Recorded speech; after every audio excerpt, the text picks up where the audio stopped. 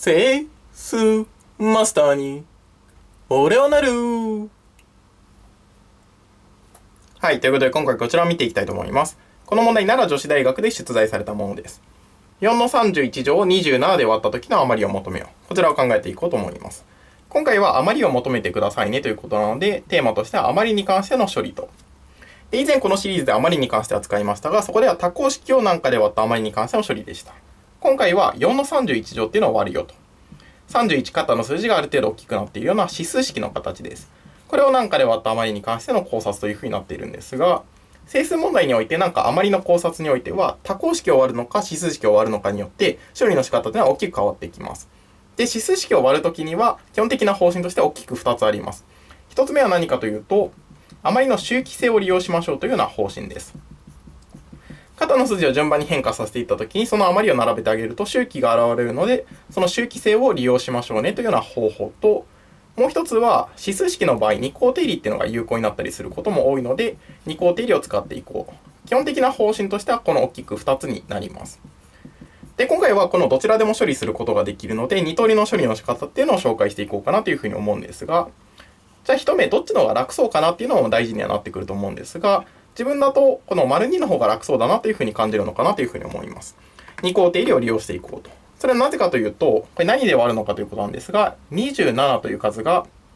3の3乗と。3の3乗を割るよっていう時に、こういう時には二項定理が有効になります。他だと4の次乗とか5の3乗とか、なんとかのなんとか乗みたいな形で割った時の余りを考える時に二項定理の方が有効になることが多いので、とりあえず二項定理の方が楽そうかなというふうに思います。なので、後で丸1での解法っていうのは紹介しますが、とりあえず丸2の方っていうのを先に紹介しようかなと思います。じゃあ、二項定理を使っていくんですが、なんでこれ3の3乗、なんとかなんとか乗の時に有効になるのかっていうと、これ4の31乗、今回っていうのを4っていうのを、ここの3の3乗の定の方の3に合わせてあげて、1たす3の31乗というふうに分解してあげて、これで二項定理を使ってあげます。二項定理っていうのは、こういうふうに中に和の形があったときに、1のなんとか乗っていうのと3のなんとか乗みたいな形で、それで展開することができるよと。実際展開してあげると、最初は1と。で、次、31C、コンビネーションの1。1のなんとか乗っていうのは無視してあげて、3の1乗と。で、31C2×3 の次乗と。で、今度は 31C3×3 の3乗。足す、最後は3の31乗という形で、二項定理っていうのは1のなんとか乗、3のなんとか乗、あとは C っていうのが登場したりするんですが、こういうふうな形で、それの和の形に直せるよと。じゃあこういうふうに3の3乗で割った余りを考えるよと。今回で言うと、要するにもっと3の3乗、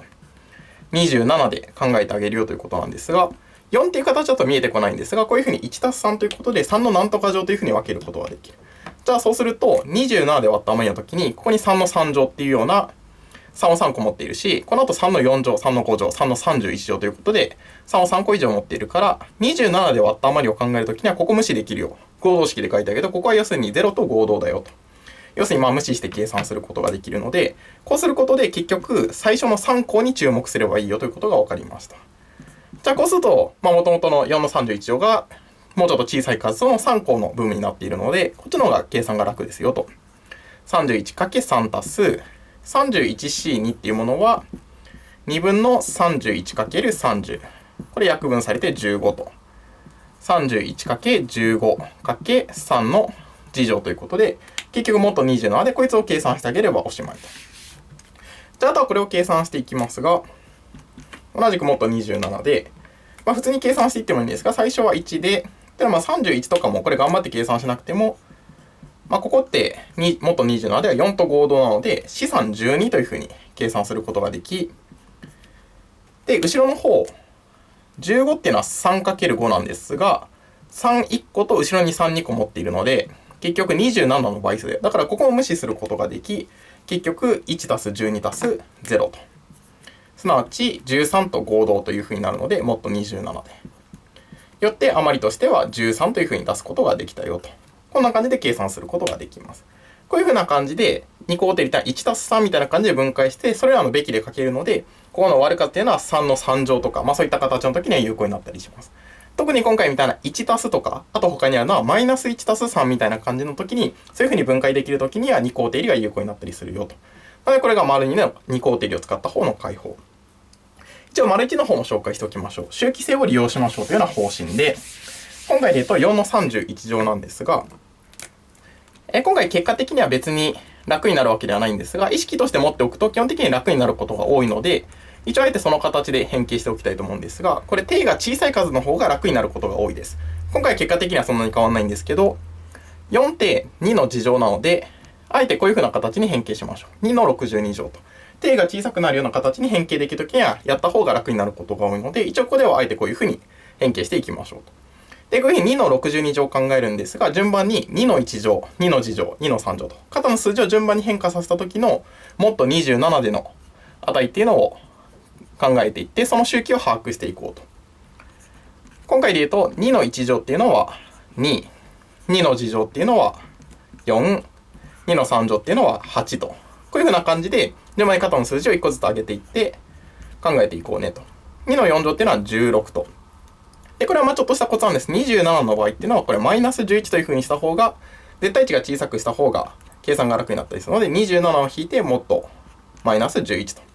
で、今度これを2倍してあげればいいので、マイナスの22。今度は27を足してあげて5と。で、今度2の6乗っていうものは、これを2倍してあげて10。じゃあ2の7乗っていうものは、これを2倍してあげて20。20ということは27を引いてマイナスの7。ちょっと大変ですが、こうやって頑張っていきます。2の8乗してあげると、今度はマイナスの14という風になるので、2倍してあげてマイナスの14。27と27足してあげて13。2の9乗っていうものが、これ2倍してあげて26と。で、26、27を引いてあげればマイナス1ということで、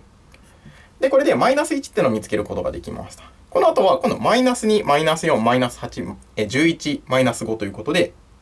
こういうふうに1とかマイナス1っていうのを見つけることができると、それだとは周期的な変化なので残りの変化が分かっていきます。じゃあこういうふうな感じで実験していくことによって、じゃあ今回は2の62乗だよと。特にこの1とかマイナス1っていうのが非常に重要なところになってくるんですが、今回は9乗するとマイナス1というふうになるよというふうに見つけられたので、じゃあ2の9乗っていう塊を作ってあげるよと。62っていうのは、黒く54に余りが8だよと。62っていうのは9で割ってあげると黒く54に余りが8なので、2の9乗の6乗に2の8乗をかけてあげたよと。こういうふうな形に分解することができます。で、今2の9乗っていうのがマイナス1と合同なので、マイナス1の6乗、2の8乗っていうのは、ここら辺の計算別に無駄になるわけではなく、こういうところで使えるんですが、これは13と。で、マイナス1の6乗って結局1なので、13ですよと。結局余りは13ですよというふうな感じで求めることができたので、今回余りの周期性を利用していくと、こういうふうな感じで順番にやっていって、1とかマイナス1、その周期が現れる瞬間っていうのを見つけてあげて、それで計算をしていくよ。これが余りの周期性を利用する方法となっております。で、今回みたいに27、3の3乗、ちょっと大きい数になってくると、この周期が現れるまでのスパンっていうのは長くなってしまうので、特にそういうところからも余りの方が有効だなというふうに判断できたりします。ちなみにこの手の合同式を使っていったときによくある誤りとして、これ指数式と多項式で割った余りに考察の仕方って大きく変わるよということであるんですが、これよくあるミスとしては、この合同式をちょっと勘違いしてしまっていると、もっと27で、じゃあ31と4っていうのは合同だから、この肩の数字を同じようにやっちゃおうねみたいな感じで、4の31乗と4の4乗っていうのが、もっと27で等しいよみたいな、こういうことをやってしまうっていうのが結構よくあるあるなんですが、こういうことはやってはいけませんよと。これ多項式と指数式区別したのは、多項式の時にはなんか代入してもいいよみたいな感じのことはやっていいんですが、こういうふうに肩のところに代入するみたいな比較っていうのは合同式では使えないので、こういうことができないからこそ、こういうふうな感じで頑張って周期を調べるしかないよということで、その方針が丸1というふうになっているわけです。はい。ということで今回は指数式の余りに関して2つの方法っていうのを見ていきました。また見てください。バイバイ。